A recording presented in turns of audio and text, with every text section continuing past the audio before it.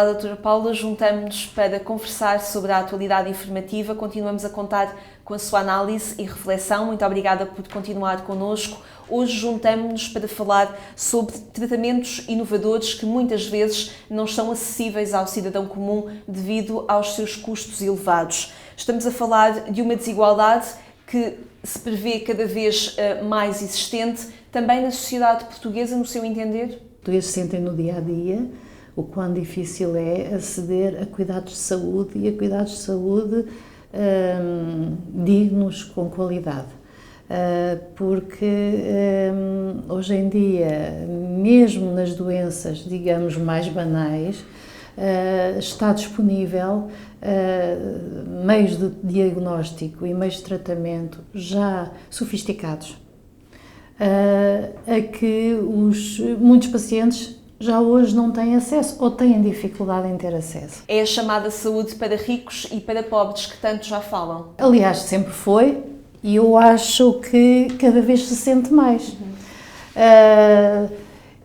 Porque os sistemas de saúde têm dificuldade em dar resposta.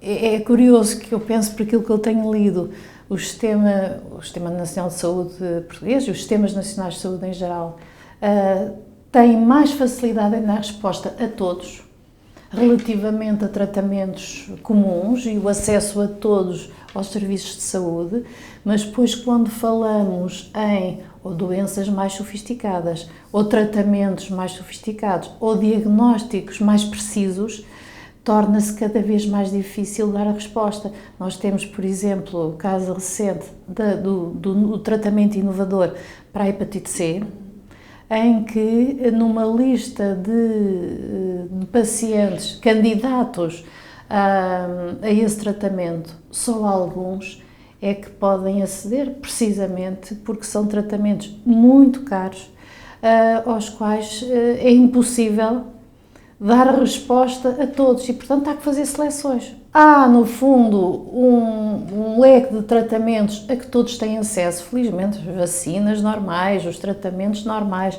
a que os hospitais e o Serviço de Saúde dá resposta, mas quando subimos para um patamar superior, as dificuldades agravam-se.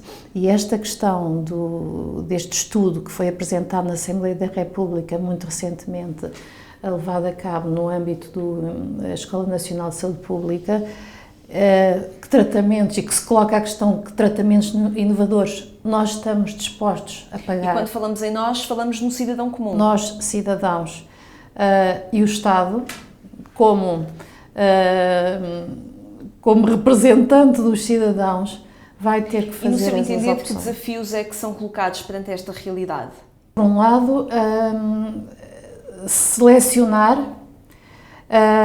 por um lado, o reconhecimento que, de facto, e acho que devemos começar por aí, de facto, a medicina, a ciência e a medicina estão de tal forma a desenvolverem-se que encontramos já hoje e vamos encontrar num futuro próximo meios de diagnóstico e meios de tratamento muito sofisticados e que nos permitem antecipar, de certa forma, a doença. Ainda hoje estava a ouvir na rádio que uma cientista portuguesa, uma investigadora portuguesa, estava a desenvolver, aliás, o artigo dela tinha acabado de ser publicado, tinha sido editorial da Nature, um meio de diagnóstico através de células estaminais, em que, relativamente ao cancro no pâncreas, em que permite antecipar que a pessoa irá padecer de cancro no pâncreas muito antes, o que, segundo ela dizia, permite reduzir a taxa de mortalidade de 80% para 15%, porque, ao que parece, o cancro no pâncreas só se consegue diagnosticar hoje em dia numa fase muito adiantada. E, portanto, imagino o que é, quer dizer, é uma diferença entre a vida e a morte, digamos assim. Não sei se este tratamento, este método diagnóstico é caro ou não, mas é um exemplo. Na área das nanotecnologias, desenvolvimentos fantásticos, a medicina personalizada, em que cada um, no fundo, vai poder ter um meio de tratamento adequado à sua própria doença. Portanto, tudo isto é fantástico. traz-nos uma grande esperança num futuro ligado à medicina e à ciência, para nós, mas tem custos enormes. Começa pela própria investigação, depois nos tratamentos, não é? De modo que vai criar um fosso enorme relativamente a quem pode e a quem não pode utilizar essas técnicas. Esse é o ponto de partida. Depois a resposta dos nossos Serviços Nacionais de Saúde, nossos, quando falo em nossos, não estou a falar em Portugal só, mas em todo o lado, em dar resposta realmente a estas questões. E depois, por último, mas também igualmente importante, o papel dos cidadãos. Como estava a colocar a sua questão, nós vamos ter que dar uma resposta. E a pergunta é como é que os cidadãos vão dar essa resposta? Ou seja, nós vamos ser chamados, não sei de que forma, somos interpelados para fazer as nossas opções e decidir, no fundo, em que é que nós queremos que o Estado gaste o nosso dinheiro. Isso vai ser um dilema terrível. Eu acho que se nós colocarmos todos hoje em dia, nós próprios, em que é que nós gostaríamos que o Estado investisse mais, ou que resposta é que o Estado deveria, em que resposta é que o Estado deveria colocar o acento tónico para disponibilizar os meios, nós somos fatalmente levados a tomar decisões também por experiências subjetivas, não é? As nossas próprias experiências de vida. E é extremamente difícil, porque uma coisa é certa, todos nós queremos que todos tenham acesso aos melhores tratamentos, só que isso fatalmente não é possível hoje e vai ser cada vez mais difícil amanhã. Um dos aspectos que eu diria recém, porque é deste ano, o relatório da Gulbenkian no Futuro para a Saúde, e é muito interessante verificar que o subtítulo deste trabalho é Todos temos um papel a desempenhar. Portanto, aliás, hoje é um tema, a participação dos cidadãos nas respostas, nas decisões relativas à sua saúde, é um tema global que se discute pela Europa toda e pelos Estados Unidos, digamos que é muito politicamente correto discutir, mas é verdade, interpela-nos essa discussão.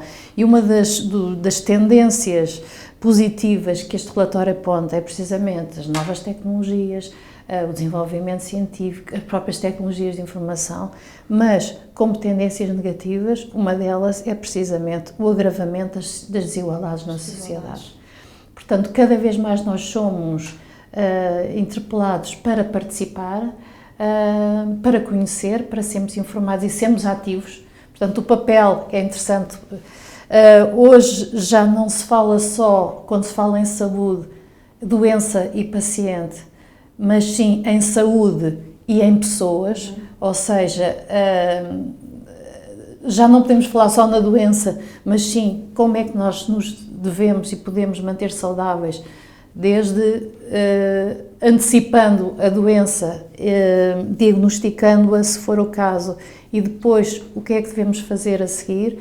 E hoje já não somos, quando falamos em saúde, a pessoa já não é vista só como um paciente, como um doente, mas sim como uma pessoa, como um cidadão, em que tem um papel muito maior a desempenhar, não é? Na participação na tomada de decisões, por um lado, responsabilizando-se também relativamente a si próprio nas medidas que deve tomar para não adoecer, e pronto, em todas as decisões relativas à saúde. Portanto, eu acho que é uma perspectiva hoje em dia relativamente à saúde relativamente nova, que com a qual nós somos confrontados e devemos ser confrontados. Nós cidadãos já não somos sujeitos passivos, quer dizer, devemos ser cada vez nas nossas exigências, mas também na nossa responsabilidade. Perante esta desigualdade, podemos estar a falar também de uma inversão de valores pelas quais a sociedade se tem pautado?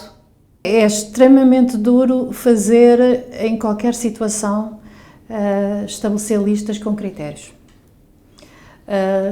Incluir pessoas é fácil, excluir pessoas é extremamente difícil, em qualquer circunstância, não é?